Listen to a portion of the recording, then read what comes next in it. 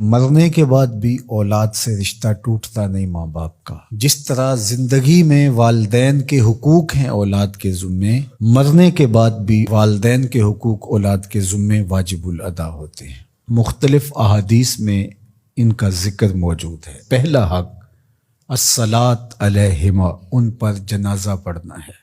تجہیز و تکفین تدفین اس کے زمرے میں آتی ہے۔ وہ اولاد خوش نصیب ہے جو اپنے ماں باپ کا یہ حق ادا کر پاتی ہے، ورنہ ایسے بد نصیب لوگ بھی ہیں جنہیں جنازہ آتا نہیں ہوتا اور ساری زندگی لوگوں کے جنازوں میں جا کے رسم ادا کر کے آ جاتے ہیں، اور جب اپنے ماں باپ انتقال کر گئے تو یہ دھوکہ پھر ان کے ساتھ بھی انہیں کرنا ہوتا ہے۔ تو وہ کیا سوچ رہے ہوں گے کہ یہ ماں باپ کے مرنے کے بعد ان کا پہلا حق تھا جو ہم نے ادا نہیں کیا۔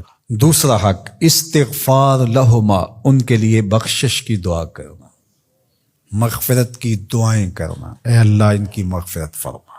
تو یہ بات ذہن میں رکھیے، جس طرح باپ کی ماں کی دعائیں اولاد کے حق میں قبول ہوتی ہیں، اس طرح اولاد کی دعائیں والدین کے حق میں قبول ہوتی ہیں۔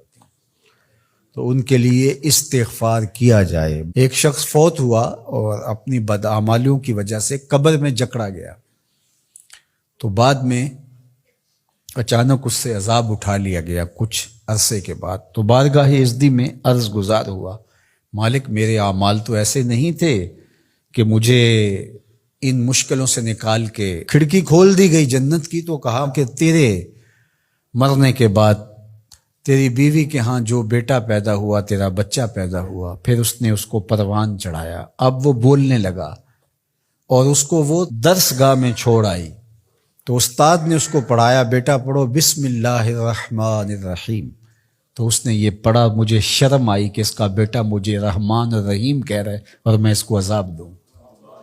اللہ اکبر۔ اولاد نیک ہو تو اس کا فائدہ ماں باپ کو پہنچتا ہے۔ ایک حق یہ بھی ہے کہ اولاد نیک ہو، چونکہ اچھے اور برے اعمال قبر میں ماں باپ کو پیش کیے جاتے ہیں۔ اچھے ہوں تو خوش ہوتے ہیں، برے ہوں تو انہیں تکلیف پہنچتی ہے۔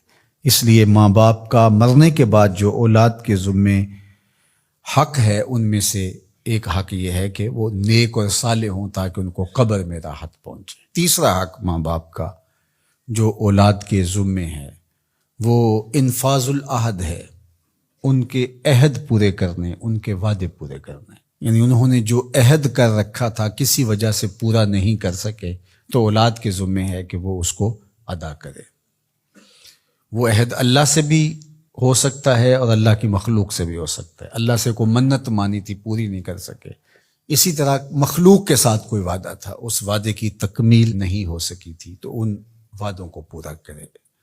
اس طرح قرض دینا تھا کسی کا اور انتقال کر گئے تو اولاد اس کو اپنی طرف سے ادا کرے۔ اس کا اگر مال ہے تو اس کے مال سے ادا کر کے اس کے بعد پھر جو ہے وہ اس کی وراثت تقسیم ہوگی، اور اگر مال نہیں بھی تھا تو پھر بھی اولاد کے ذمہ ہے کہ اپنے باپ کا قرض ادا کرے، اور یہ اگر جنازہ پڑھنے سے پہلے کر دیا جائے تو یہ سب سے اچھا اور سب سے بہتر ہے۔ ایک تو یہ ہے کہ انہوں نے جو وعدے کر رکھے تھے، ان کے جو عہد تھے وہ پورے کرے، لیکن اس کے زمرے کے اندر وہ واجب کی سطح تک تو نہیں ہے، لیکن ان کے حقوق میں سے ہے کہ ان کے معمولات خیر کو جاری رکھے۔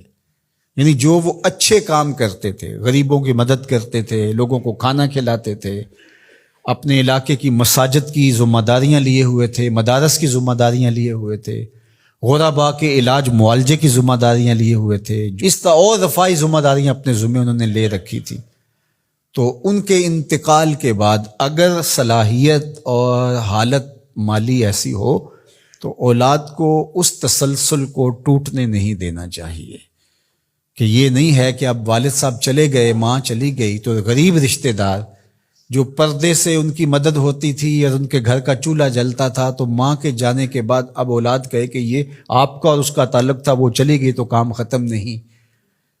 اس معمول کو جاری رکھیں، قبر میں ماں کی روح خوش ہوگی، روح بھی خوش ہوگی، اور اس کا اجر آپ کو بھی ملے گا، اور برابر اتنا ہی اجر آپ کے ماں باپ کو بھی قبر میں ملے گا، اس لیے کہ اس کار خیر کو شروع انہوں نے کر رکھا تھا۔ تو جو معمولات خیر ہیں ماں باپ کے، ان کو جاری رکھا جائے۔ چوتھا حق ماں باپ کا مرنے کے بعد جو اولاد کے ذمے عائد ہوتا ہے وہ ہے بر الاصدقاء، حسن سلوک کرنا باپ کے دوستوں کے ساتھ اور ماں کی سہیلیوں کے ساتھ. خالہ ماں کی جگہ پہ آتی ہے اور چچا باپ کی جگہ پہ آتا ہے. تو ماں کے انتقال کے بعد جو ماں کی طرف سے رشتہ داری کا سلسلہ ہے اس کو توڑ نہ دیا جائے کہ اب ماں نہیں رہی تو رشتے بھی ختم، اس طرح باپ نہیں رہا تو رشتے بھی ختم. تو ان کے ساتھ صلہ رحمی کی جائے. مرنے والے والدین کے حقوق کو کون ہے ایسا دین جو اس طرح بیان کرے گا؟ آج دنیا یورپ کی بات کرتے ہیں، وہ تو زندہ ماں باپ کو اولڈ پیپلز ہوم میں چھوڑ آتے ہیں. ایک ماں 10 بچوں کو پال لیتی ہے، 10 بیٹوں کو ایک باپ پالتا ہے، پھر 10 بیٹے مل کر ایک باپ کو نہیں پال سکتے. تو خوش نصیب ہیں وہ لوگ جو اپنے ماں باپ کی خدمت کو شعار زندگی کہتے ہیں.